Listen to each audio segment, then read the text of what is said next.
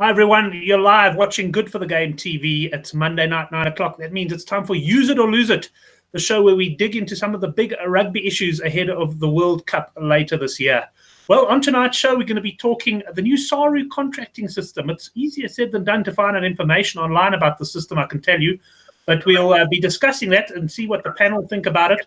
We'll also be going back to one of Phil Kearns' comments a couple of weeks ago where he was saying the Jaguares should not be in Super Rugby. They're an international side and not a provincial or club side. We'll just go into that a little bit. Does Phil Kearns have a point? I mean, the general public on Twitter think no, but let's analyze that a bit and see if Kearns may have something of a point. The Jaguares are certainly big runners in Super Rugby, and they've wrapped up the South African Conference. And we'll also just talk about a couple of players that we'd maybe like to see rested or given an opportunity in the Rugby Championships that's ahead of the World Cup. But let's get straight into introducing the panel. And first of all, let me introduce Judge Rugby on Twitter. Judge, good to have you back on the show. Hi, thank you again as well. I'm looking forward to this one. I think we're going to have some good chats. Hopefully not too much about the cricket like we did before we kicked off. Yeah, no, it was quite a depressing chat talking about the cricket before we kicked off there. Let's hope the rugby, as the months roll on, is going to be a lot more interesting. I mean, certainly, Couch, if I can introduce you now, we've got quite a lot of playoff representation potentially in there for South African teams, although it looks like most of us are going to be playing away from home. Yes, Brent, I was just going to say we've got plenty of playoff participation there, or participants, but the problem is the hot seat has been taken by the Jaguares there, so the rest of us are going to have to hop on a plane. I was actually saying on social media, I think the Sharks might as well just throw the game against the Stormers, because who wants to get onto a plane to Buenos Aires again, or either go to Christchurch? You know, that's just that's wasting time and money, eh? Right, and I guess the Jaguares have been the talk of the town, really, because they really have strung a run of performances together, and that's taken us, taken them to the top of the South African Conference. I can recall a time, I can't remember the odds exactly, but at some point early in the season, they went about 40-1 to win the South African Conference. They were really a big price. It's always been a competitive conference, and they've stormed through to win it fairly comfortably. Now, a few weeks ago, after the Waratahs were beaten by the Jaguares, Phil Kearns made the comment. He said the Jaguares should not be in this tournament because they're actually an international side. And, of course, a lot of people took that as a knee-jerk reaction, which maybe it was, to the fact that the Waratahs lost. But do you think there's any substance at all to what Phil Kearns said there? Brent, firstly, just a quick mention on the betting. I was on the Stormers to win the conference for some unknown reason. I don't know what I was thinking there.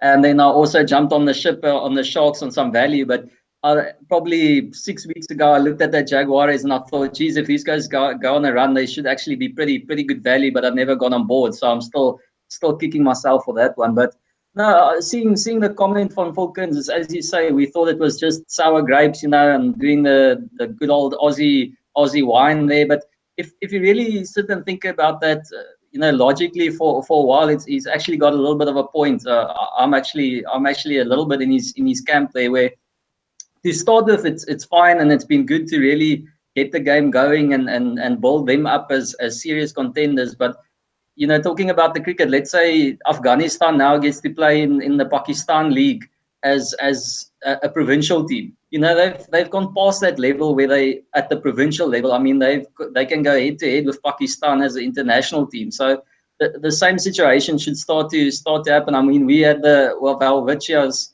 which is basically a Namibian team playing in the Currie Cup. But let's say, that was a improved side. Let's say Namibia was number 8 on the world rankings and we 5th. Would we still allow the whole Namibian, first choice team to start in the Currie Cup? So it's the same kind of argument for me. It's good for development. Sunwolves, great argument, have them play there. You need to develop the game. But is it if the Jaguares go and win 3 straight Super Rugby trophies, are we going to say, no, it's fine, let's just keep them dominating, and then they just basically, I mean, let's be honest about this. This is a group of internationals. It's not like the Crusaders. People are saying, oh, well, let's just ban the Crusaders then. That's like they've accumulated some Kiwis and they've made All Blacks there. But it's this Jaguares team, they're going to run into the sheds and come running out with their blue and white ship. It's exactly the same team. There's no difference there. So I must say it's not as far-fetched a proposal or idea to say that perhaps they shouldn't be playing in this as a unit or as an entity in the long run. I see Steve Reed on the live chat. He said it's a fair comment from Phil Kearns. And let me go to Judge Rugby now. Judge, you've obviously had a bit of time to give this some thought as well. Do you think there's some substance to what Phil Kearns said, or is it pure sour grapes? I don't think it's sour grapes per se. I think he did highlight it some time ago, actually. But if you look at the Waratah side that won Super Rugby, I think they had 18. They had 18 Wallabies in there, and they had Jacques Potgieter, which was a Springbok, current Springbok at the time. If you look at when the Bulls won, they were there was just Springboks everywhere. So it wasn't to the same extent as the Jaguares were. As the Jaguares are. I think the whole point of bringing them in to the tournament is to grow the game and give them more exposure. And then I don't know how it came about in terms of the timeline about when they decided that they were only going to select international players that played in Argentina. It was going to happen. It was bound to happen. Like, the guys want to play for Argentina, so therefore they will go and play there, and therefore will play in the only Super Rugby side they have. If they could play in another Super Rugby side, like should I forget his name, but he played for the Brumbies at Scrummy, Kubeli, I think it is. Yes. He was selected to play for the Pumas because he was playing in Super Rugby. So it's just the way it is. Sunwolves, we would see a majority Japanese side in the Sunwolves, but they've really been actually sending their guys away on sort of mini camps, and the Japanese sort of 15 have been playing quite a lot this year. A lot of guys that would have played for the Sunwolves as well. So it's a tough one. They have one side in Super Rugby. Honestly, if you want to change it, give them two sides in Super Rugby, and we all know how we don't want to grow teams in the game, because if we give them two sides, it'll split them. But as long as they have the ruling that you'll only get selected if you play Super Rugby, then it's the way it is. That's it. I mean, I was thinking of that as well. I mean, if you have two sides, it'll split them. So initially it'll weaken them, but ultimately it'll strengthen Argentinian rugby because there will be a bigger player pool to pick from. Steve Reed just making the comment on the live chat. He thinks this tournament, Judge, should really revert to what it used to be, like a Super 10, Super 12. There's too many teams. And when I was thinking about it before the show, I was thinking, and I saw the comments of another ex-Australian international, Mark Ella, actually in the same article as the Phil Kearns one that I read. And what he was saying is, this travel and that is not sustainable for the Argentinian sides to play in Super Rugby. So yes, there's been a development angle, and you've got to say it's worked wonders, because if you look at the Jaguares, they've come on, and I think we're going to see it in the World Cup this year, that there's going to be a spin-off benefit to the Argentine rugby side. But is it really sustainable to be playing an annual tournament like Super Rugby, where so much travel is required, against a side that is effectively in a different time zone so far away? I mean, appreciating that we all are in different time zones in our own way. But I mean, is that sustainable, or should we rather be looking to encourage the growth of Argentina by growing the other South American countries around them? Yeah, so to be honest, the travel doesn't seem to affect the Jaguares. They play better away from home than they do at home, and they're playing really well at home. They're kind of just throwing that whole theory out the water. I think we're the only ones that talk about jet lag. I think everyone else just goes and plays the game. They've got a America's Rugby Championship going on in the States, in North and South America, which they're trying to do to build the game. But because it's only in its second or third year of its sort of current phase, a lot of the guys contracted in Europe can't go play. It's not a window for them to go play, or they don't want to travel or something. So I think logistically there's a bit of a problem. And Argentina play their Pampas team or their XV team in that. So they don't play their full side. But to be fair, during that time, their full side are playing Super Rugby. So there's a bit of an issue there. Travel-wise, it's tough and it's horrible. And, it's just more rugby for us to watch. But as spectators, it's great. Personally, I agree totally with Steve about making it less teams. If you watch the Champions Cup, there are 20 sides that play in it, but only 8 sides go through. And it makes it exciting. You've got to win. And if you don't win, you're out. We've got teams, we are not playing great rugby. And we've got so many sides still in the mix. And we've got guys that can't string one good game together, let alone 2. And now we're going to go and the guys don't want to do it. And it's crappy. I'm embarrassed that the Stormers or the Sharks are going to go away and represent us with the greatest of respect to them. But they can't say that this weekend alone that they played good rugby, because they didn't. And they probably didn't play good rugby the week before. Like, they're not stringing it together. Yeah, it's true. The performances, in particular, the South African conference, have been very inconsistent. And Andre saying in the live chat that the Jags are forcing the other teams to raise their games because of the way they're playing, and it'll actually be good in the long run for Super Rugby, I guess he's saying there. What do you make of that comment?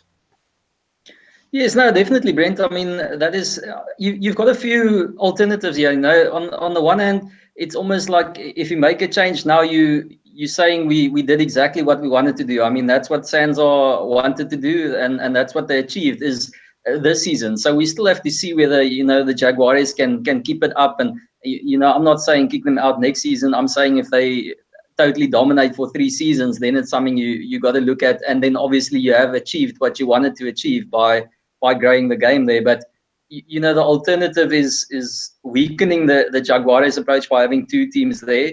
Alternatively, try and do something more to upskill and raise the Americas around them so that they can play in something that's a little bit more closer to them and better for everyone in terms of travel and all that.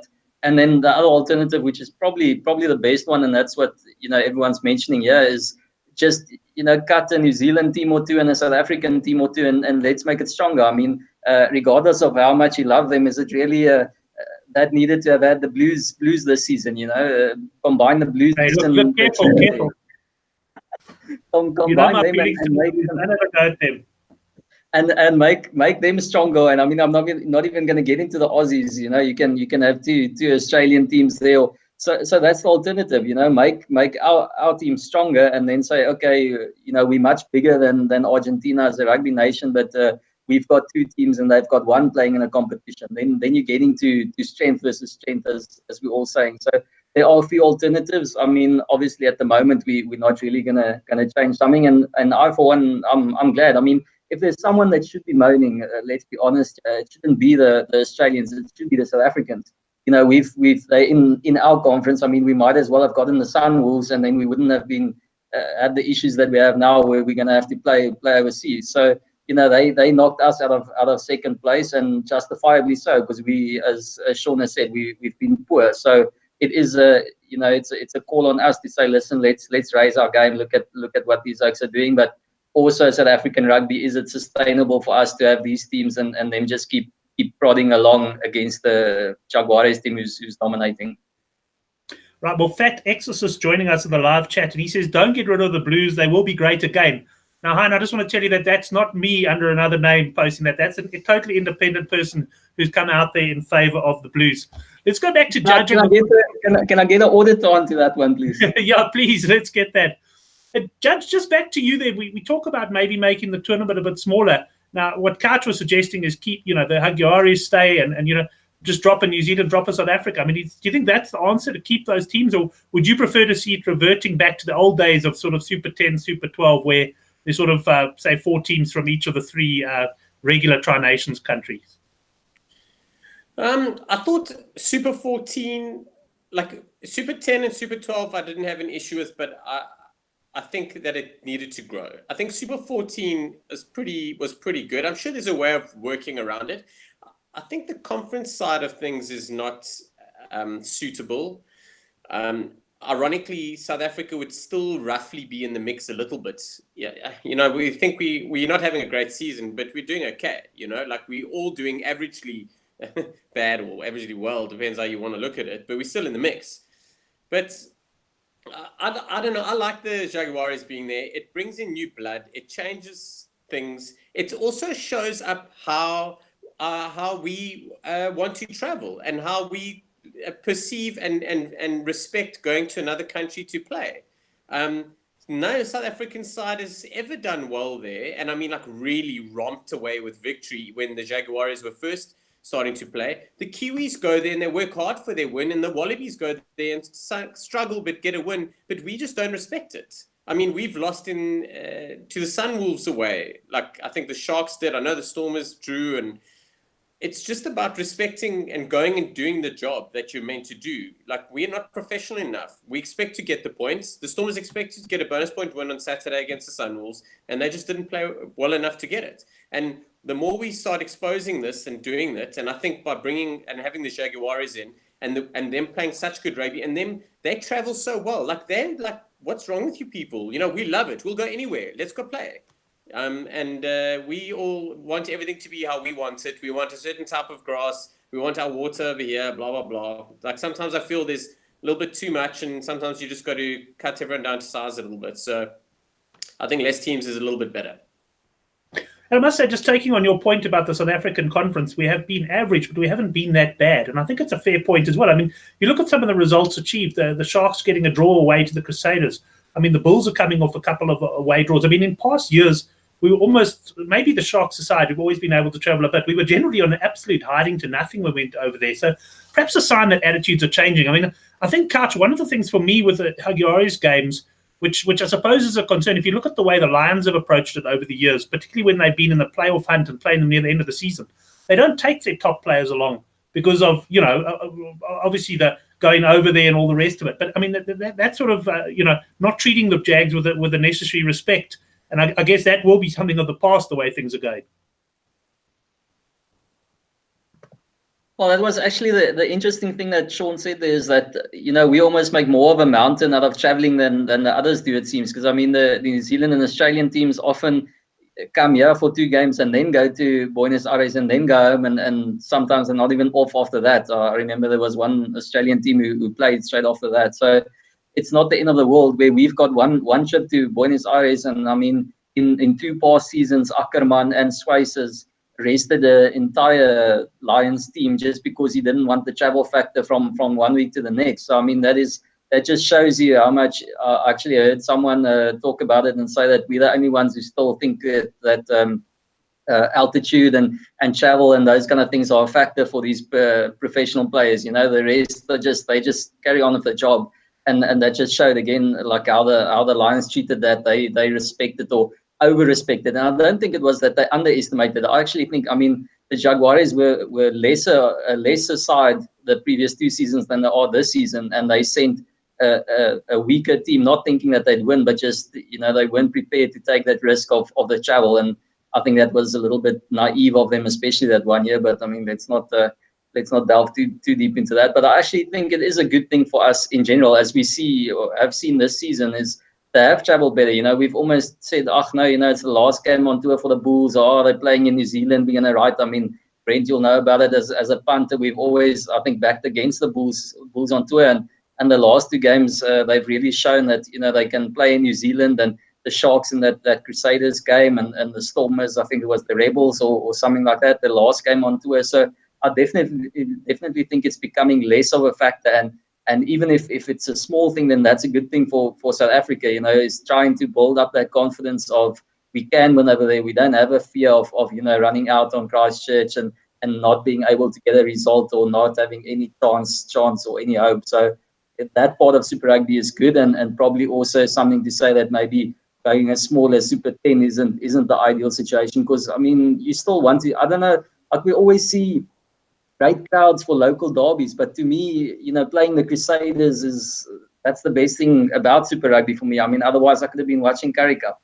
So I think it might be different for New Zealanders and Australians. I'm not sure, but for me, that's, you know, that's a great thing, is being able to measure yourself, especially obviously the state of the game now is measure yourself against a Kiwi team. So that's the fun part about it. And the Jaguares again as well, you know, they showed against the Sharks their skills and the pace at which they play the game. I mean, that was just fantastic to watch, and that was from a Sharks point of view, and we got hammered. So, well, I'm pleased you mentioned altitude there. I hope Joel Stransky's watching this, because he goes on about altitude every time the guys come. The Crusaders are like, beat the Bulls 14-0, and he said, gee, the altitude in the second half really got to them, you know. I mean, it's crazy. I agree. I think teams, and I think Sean made the point as well, I think teams have just adapted. So just to sum up, before I leave this point with you, Kutch, you say leave the Jaguares in. Kutch? Does Sean come in first? Yeah, Sean, come in there.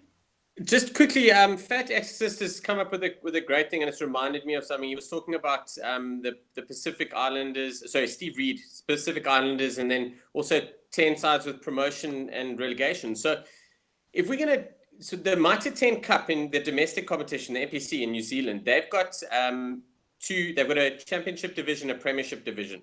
They've got an A and a B, and then they do have cross conference games, and the games are worth the same amount of points. There's no extras, no home and away. It's just like a random selection.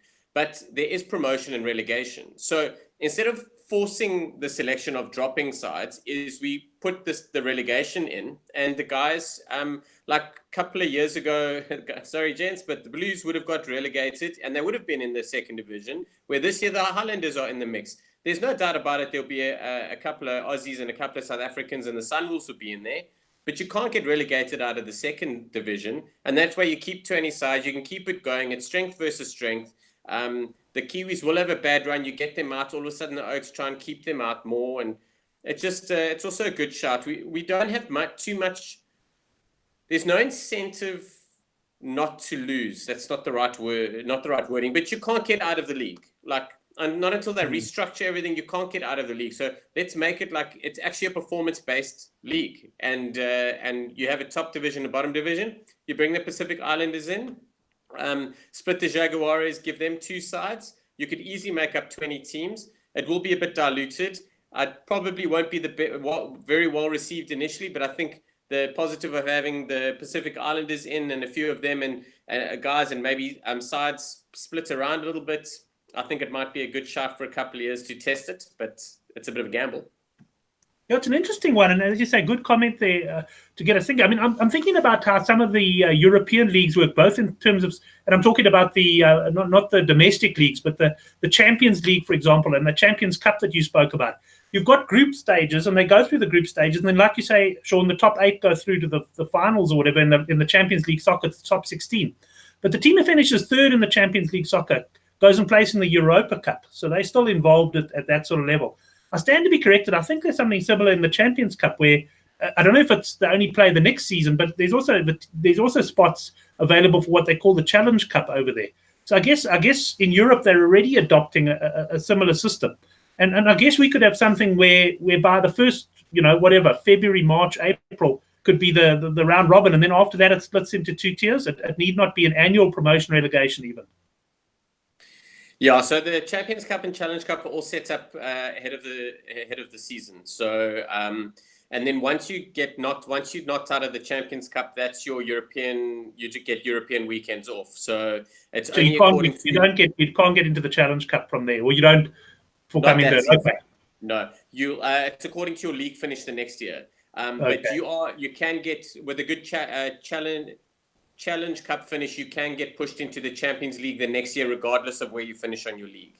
So, but it's good. There's 5 groups of 4, and the first place of every group goes through, guaranteed, and then the next best 3. It's incredible. It's competitive. Like Clermont, who were high flying 2-3 years ago, didn't take a kicker goal to get a losing bonus point and missed out on playoffs altogether when they were almost guaranteed to go through. It's bonkers. It's last day stuff, which is what we're after. So, okay, Couch, let's bring you in there. We've started talking about the structure now, which I think is an interesting one. Would you agree with the sort of 2-tier system? Yes, Brent, I actually wrote down just as Sean said, and then you copied it, is the Champions League and Europa League situation in football. You've obviously got the 2 setups where you either just play in the 2 leagues and then you go to relegation promotion, in the next season, or you start as one big group and the groups are just randomly determined, and then you play out with the top 2, as you say, going to the Champions League, which will be the Premier League, and then the bottom 2 going to the B division, and you're playing out to try and become in the A League next season. So I think something like that could be nice. The only question is, with struggling to get bums on seats and viewership and stuff, are you really going to get a Pacific Islanders team playing the Sharks, getting that kind of viewership when we're already struggling when they're playing the Reds or the Rebels, filling stadiums. So that's the only issue. But I mean, I love it. I've always said I think a team over there is going to be good for them as well. It's going to be great for their rugby. So that's something. I mean, the other idea is the Americas, get an American team or something like that. So you've got all sorts of things that you can throw around there, and that'll be really interesting. And especially with this whole new model that World Rugby was unveiling, or I don't know if they have rolled it out yet with the tier system and things like that. I think a tournament like this could also have that. I think it'll be great. So there's definitely room for doing something like that. But as we said, I think the way that we don't want to go is, making it back to that big one in your A division where you've got too much rugby and too many teams playing, and you're watering it down. Yeah, it just becomes unsustainable then. Just want to come in on Fat Exorcist's comments here, because he's asking about when were we going to start talking about the rolling maul. He's got some strong opinions on that. Couch, I know you do too, because you like your hooker try scorers on the betting front. But Fat Exorcist, it's interesting. I was actually having the thought today, and I was going to raise it with the guys after the show. But what I'd like to do is do a show where we get guys on Twitter, for example, to state a rule that they would like to see changed in rugby. For example, I'm with you there, and we both like the Blues, and it really is not me commenting there, but I'm with you there. I mean, I think the maul is just too. I mean, I can't handle it when a guy's standing at the back of the maul and you can't get to him, but yet you somehow are expected to stop that maul, and it drives me crazy. So I think that'll be a good idea for a future show, Fat Exorcist, and we'll definitely take that up, because I think it'll make some good talking points. And just quickly, Sean, I mean, without having to share anything now, I mean, you must have a few rules in rugby you wouldn't mind seeing changed. Oh yeah, definitely. Cool. So we'll put that on Twitter and get some ideas, and then perhaps next week we'll do the show on potential rule changes in rugby to improve it. Anyways, I think that brings us to the end. I think we're all pretty much aligned in the fact that the Jaguares have been good for the development.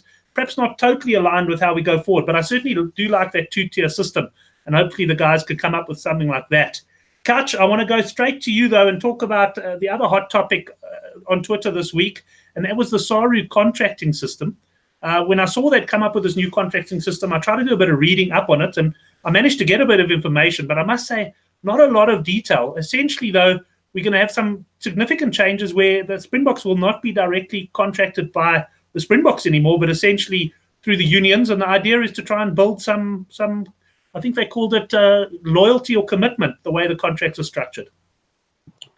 Brent, the big term, the big thing to think about is it's almost like roulette there. It's all about the ponies. So it's the players of national interest. So that's where the big money's at. Rassie Rasmus is talking about getting a group of maybe even as big as 60 to 80 guys. So that's where his idea is coming from. He's really focusing on that, because yes, they're going to be provincially contracted, but that's where the supplements are going to come in. So they're going to supplement the salaries of those guys. So that's his big idea, is, where he wanted to get to his final stage was to have a bigger contracted player base that he can go from. So that's where it ended. But to get there, the big points there, the topics, if I could say, is the cap on players. I mean, that's the first thing. So every pro team in Super Rugby and the Pro 14, as we know them, they've got a maximum of 45 guys that they can contract. So out of these 3 tiers, there are 3 tiers. So it's professional, semi-professional, and development players.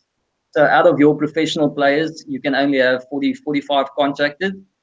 That's the big thing about the cap. So 45 contracted, and then a cap on the budget as well. These 45 guys can only earn a maximum of 60 million. So those are the 2 big things, and that's all about, financial sustainability and trying to make sure the unions can make it last. More than getting to Rassie, that's more about the unions themselves. So that's what they get. And I think the big thing to remember here is that they had all 3 parties on board. So this is the first model where you had the players' representatives, the Employers Association, and SA Rugby themselves. So all 3 were happy with this. I mean, obviously something has to be good about it. The players' representatives aren't going to say that rubber stamp this if they're going to be done in any way. So I think that's a good thing. Then we've said the players of national interest, the ponies. That's where you're bigger, because if you're going to think about this, then you say, okay, but this isn't actually a better strategy, because now you're saying that your top guys, they still have to fall within the 60 million bracket. So if you said, okay, I want to try and keep Andre Pollard, now you're saying, but listen, we have to give him north of 10 million.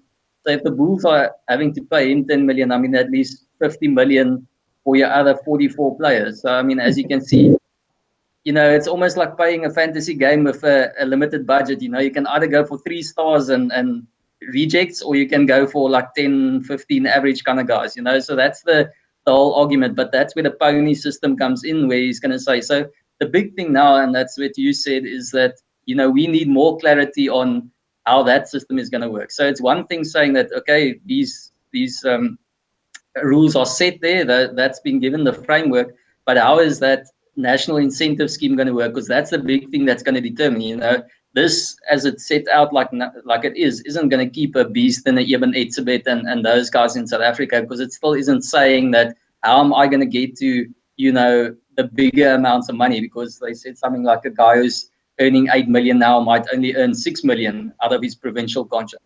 So that's the big thing there. So yeah, those are the big thing. Oh, and then the other big difference, or the big introduction, is a 3-year clause. So anyone who's going to become a professional player now, who signs into a new professional contract with any of the provincial unions, he's automatically making himself available for the country for 3 years. So as soon as you sign with the Sharks or the Cheetahs, they're going to say, okay, sign on the dotted line. You commit yourself to stay in South Africa for the next 3 years. And the only thing that the employer has to contribute is he has to at least match your salary for all 3 years. So that's and I was actually surprised that the Players Association was happy with that, because that's something that actually protects the employer. So it's actually very good for South African or SA Rugby, but not necessarily for the player who's going to hope to try and make an impact in two years and then shift off overseas. So that is a good thing for SA Rugby. Yeah, it sounds to me, Sean, we spoke a few weeks ago. We touched on, I guess, similar topics about the brain drain, if you want to call it that, the players going overseas. Now, I gather that this has been put in to try and stop some of that in a way, but at the same time, I've seen comments on Twitter saying it's actually going to cause more people to bail. I think the key element, if I pick it up correctly, is that this is not going to be implemented on your current group of players. I don't know if I'm understanding that correctly. But in other words, for guys coming through the system now, so if you come through now and you get a Super Rugby contract, you have to sign a 3-year contract. And if you get called up for the box and you want to accept that call up, you're kind of committed for 3 to 4 years. So in a way, I guess they are trying to make the pool better. I mean, is that how you read it as well? Yeah, so the thing that I didn't understand a hell of a lot last week that I understand better now, and also having listened, understand, is the pony side of it. That 45 million and that monies, the monies that we're talking about with the contracts and everything, the pony players, that there's extra money coming from SARU there. So that is where we are able to be a little bit more competitive. I think whether this works or doesn't work, I think this is the right way to go. Like, I think in principle we are changing it. We all know that having all these professional players in the country is not sustainable. So it's starting to change. And I'm all for succession planning. I'm all for working through systems and just better understanding and having a look at other options. This seems to be does seem to be well thought out. It does seem to, whether it's a bad idea, everyone's bought in. So it's not like there's one guy who said, listen, I don't really agree, but I'm going to go along for the ride because I have to. It seems that everyone's in the mix. So I don't see too many issues now that really stand out. There will be growing pains that we will learn about, and there will be guys that want out after 2 years. And, you can grant someone an early release. What this also allows is, if I'm not mistaken, the ponies are still, players of national interest are still able to be overseas based. So I know that we can have guys overseas that will be still like a youngster that maybe has gone overseas, and we could still tie him into to the Springboks that way, which is good and bad. Again, we haven't done too much of it, so we'll see how it goes. I think it's a step in the right direction, and unfortunately, you win some and lose some when you change things. But I think we're in a good space now, like in principle. Yeah, Sean, I guess it's also fair to say that what the current situation isn't working very well. I mean, we've seen it's not. I mean, I can't see that, for example, this sparking any bigger exodus than what we've already seen in terms of players going overseas. Yeah, I just think what we're doing is just absolutely draining the money out of the rugby money. I think it's absolutely draining it. I'll tell you, there is something that's pretty cool is in terms of the contracted players, how they're tiered. There's professional, semi-professional, and then development.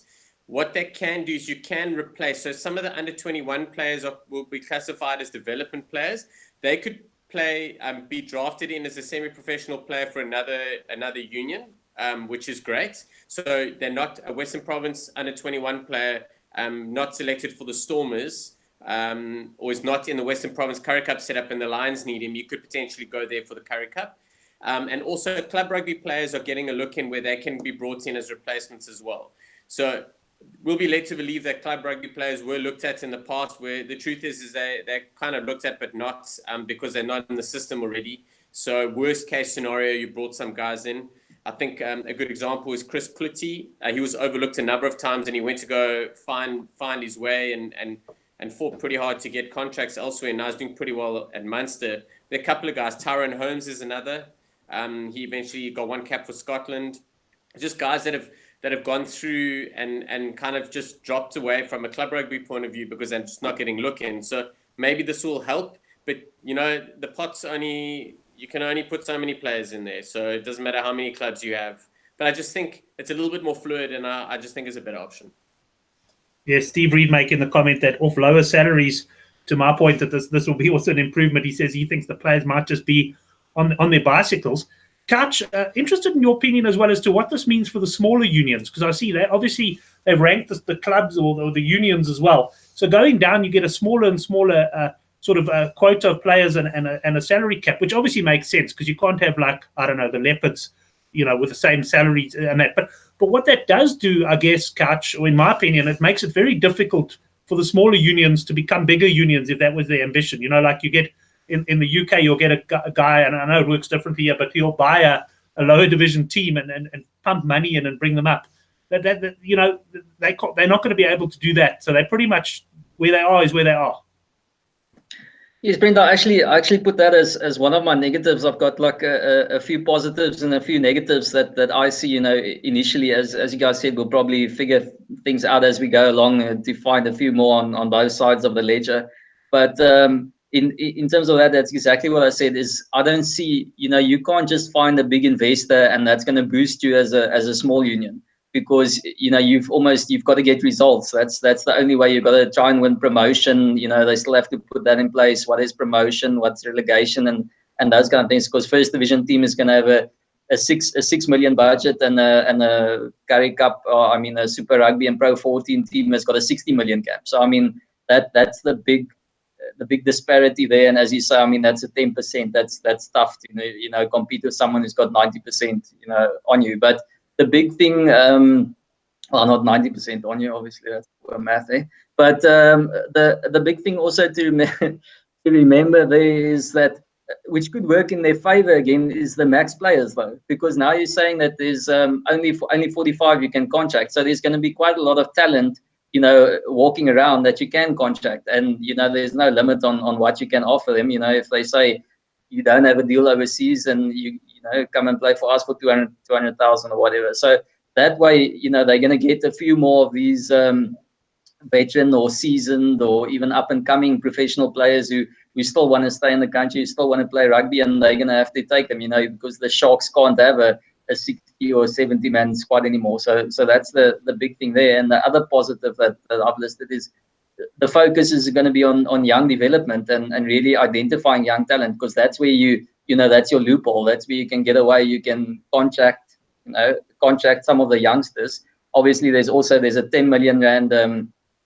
cap on the youngsters, on the development players, unlimited amount, but 10 million and 7.5. But again, if I'm thinking about SWD or a small union, I'd be looking at the under 20 players and thinking, as soon as in year 2, your big unions are spending 7.5, 7.5, then what's left of the crop you can pick up, because even the youngsters, they go for decent salaries and decent prices these days. So if you do some clever shopping, you could get a good brand of, and that's to me the key to success for a small union, is a couple of experienced professionals and a couple of youngsters who haven't been picked up, and you put those together and you try and do as well as you can. But as you said, that's the one part to worry about, is how you going to trade off that gap to try and get you back to the top. And I think they've kind of neglected that a little bit. I would have switched that around a little bit, allowed them a little bit more money, help them with a bit of funding. I don't know how they're going to use that, or maybe even limited some of the youngsters that could go to to some of the bigger squads and so, almost promote them to go to the smaller unions and get themselves into professional rugby that way. Jordan, just want to come to you quickly. A comment Andre made earlier in the live chat. He's saying some of the Western Province Craven Week players are really going off to play overseas. It is quite it probably is stuff like that sparked this whole thing as well. The need to try and get the guys when they're young. Because the reality is that, like it or not, we've got the overseas guys shopping around already at schoolboy level. Yeah, it's been going on for a while. I just think once was highlighted a couple of years back that we've kind of been focusing on it a bit more. But the truth is a lot of those youngsters that have left specifically for France, we're actually seeing them come through into the top 14, and we're kind of like, yo, who's that guy? Where did he come from? Yeah. So I think that's one of the key focus points. And it's also important to understand that when the guys go, like Piers Kuman, for argument's sake, not saying as a youngster, but when he went, there's no way that he didn't go and they signed in a clause saying that he's going to play for Scotland if they call him up. Same as Vierpernel, same as CJ when he went, and the guys are like, listen, we'll invest in you, we'll spend time and money and effort, but if we need you, like, you're going to play for us. And that's a similar thing with what we've learned from and we're doing here. The difference is we're not that appealing to come and play for at the moment financially, so we don't have a lot of other countries coming through. But yeah, like, we've got to. The truth is that we got some, like, when it comes to Craven Week, there's only so many guys that can make that side. So guys that miss out on the fringes, especially in the strong unions, are going to look overseas anyway. Those guys that make Craven Week are going to use that as a stepping stone. If they don't get a decent Western Province contract or a decent Bulls contract, they're also going to go.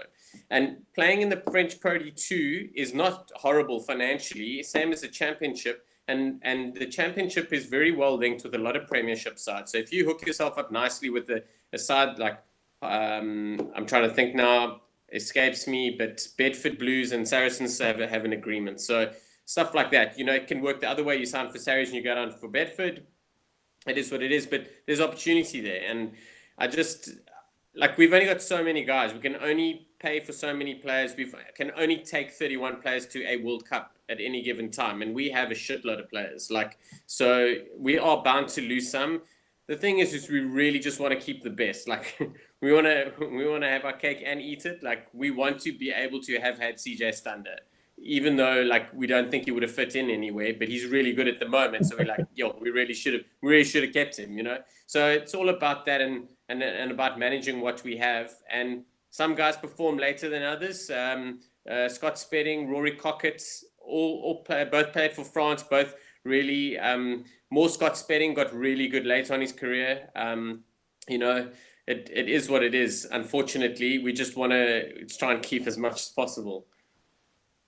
Yeah. Kach, any more points on that before we go on to our final topic of the evening? Yeah, Brent, I just want to add on. I mean, I don't think there's the CJ Stunner issue is like a kind of big one to me. You just want to make sure that those guys get identified. So I think that the focus is always going to be on your talent identification. I mean, that's always going to have to be spot on so that you don't end up with egg on your face later on. And at least, in the CJ, he was captain of the SA school side. I mean, it's not that they missed him. It's just that they couldn't make it. And I mean, if that's going to happen in the future, then so be it. I mean, then blame Ramaphosa or someone, but it's not rugby's fault that you can't make it work for him. Maybe some selection criteria or whatever, but otherwise, it's about the loot at the end of the day. So if you're gonna lose a few like that, then so be it. And the same with the youngsters. I mean, you are gonna get guys who are gonna get signed out of grade 11 and grade 12, and the unions, as we said, they're going to be capped at 7.5 on development players, so they can't go and sign every under 20 player. Like, I mean, the Bulls have unbelievable talent identification. They've got a list. They go and ask you, how's this guy going? They've got Otaniqua on speed dial. So that's actually probably a good thing, is just temper it down a little bit and make sure that only the cream of the crop gets to the next level. So that's not a bad thing. And the only other thing that we haven't used it in a long time, but I also think it's pretty much going to cull the idea of any internationals coming to South Africa. I mean, you're not going to be able to spend 5 to 10 million rand on a on a RD Sevilla to come and play. Yeah, okay, that's a poor example. He wouldn't want to, but Akira Ioane or someone like that, they're not going to come and play, which I feel is a little bit of a shame. So maybe something in there, because I still feel there is a place for having one or two internationals like the Sharks had way back in the day, and some guys being, having that opportunity to learn from them. So that could be a little bit of an issue. But otherwise, as we said, it's a good structure, but the devil's in the details. So it's all about how they're gonna implement this, and how they're gonna make it work. And the nice thing is, at least for the unions, if you cap the amount the players can get, then they can try and work towards getting financially sustainable from their endorsements, because it doesn't just go back into the players; it goes into the union and into the their finances. So no, there are some good things, but I think the big thing is it's all going to be on how those ponies are going to be identified. And actually, lastly, the big thing there is we're also going to have a heck of a lot of clarity, because you're not going to sit there and wonder, is Quagga in the system or not? It's going to be like, is he a pony or isn't he? If Quagga, and that's also going to be cut and dry. He's going to pack his bags and leave. If he isn't one of the 60, then you know you're not going to be there. That's if you can't make 60, you're not going to make it. So that's also going to be quite a interesting one in terms of do you make it into this Rasi selection group or don't you? And the big thing is that's also determined by the director of rugby. So he's also written in a nice little extra responsibility for himself there to pick those 60, and they're going to be on a high performance program as well. So that's also interesting part. We'll give Fat Exorcist the final word on this particular thing. He says he doesn't want the Only brothers tainted by SA Rugby. I enjoyed that one, and I can't really blame him for that. Let's move on then, guys, to the final topic of the night. And Sean, I'm going to start with you. We don't have to spend too much time on it, but depending on how many thoughts you have. But the Rugby Championship coming up. We have spoken over the past few weeks. We've picked our box teams or our box squads collectively as a group. But any players in particular that you look at the Rugby Championships and say, I want them wrapped in cotton wool, I don't want them playing. Alternatively, what a great opportunity to let this guy stick his hand up for the World Cup. Yeah, definitely. I think there are a few things. A little disclaimer, I definitely don't want to change the whole side, so I'm going to mention a number of players, but I'm all for balance, as you know. Yes. I definitely wouldn't want to look at changing 10, 15 guys, but I'm happy to chat about 10 or 15 guys I feel need to move around. I think first and foremost, we've got to look at some players that are definitely going to the World Cup and could definitely use a break. And I think Pieter-Steph du Toit is head and shoulders above everyone in that category. I think he's played like 95 or 94% of the games in the last 2 years for Stormers and for the Springboks, which is very concerning. I don't know how he slipped by. I know that the Bok players are on this mandatory break and all that. I don't think it's enough. I don't think it's managed better. I don't think it's managed as well as it should be. So I think he needs to have a break. I think Willie Leroux needs a break. I think he's going. I think there's no doubt about it that he's going. I think he's not in form, and I think he needs just some time to just chill and settle and like maybe come off the bench. I think a couple, like maybe Malcolm Marx could use a break, just because I think maybe just a little bit of time off. And then, like Eben, before his second injury now, definitely would have been a chance in Sia as well. Like, there are quite a few guys that have actually been non-stop. Like, the only times they've ever been rested is in that very, very small window of book mandatory resting and injury. And if you take the injury time as a not as a rested time, as a rest space, then you'll actually look and see how much time they've been playing. Because a lot of guys are like, oh well, he's out, with a calf strain for 3 weeks, so that's a break. I don't know. I don't think it is personally, because the guys are trying to get back to fitness. So it's not a break. They're not maintaining themselves. They're trying to sort of beat the clock and all that sort of stuff. I just think we've got an opportunity to bring in a couple of guys. Faf could do with a break, and also because I think our depth at 9, we're struggling a little bit, so it'll give us that opportunity to work a couple of other guys. I have no problem with the guys being in the squad, rotating a little bit on the bench, start on the bench, rest, something like that, because then they're not getting 160 minutes in 2 games, I just think we've got an opportunity to box a little bit smarter leading into the World Cup. As much as I want to win the Rugby Championship, I think we're in a bit of a bind with a number of positions and players, and I think the World Cup has to be first prize for us.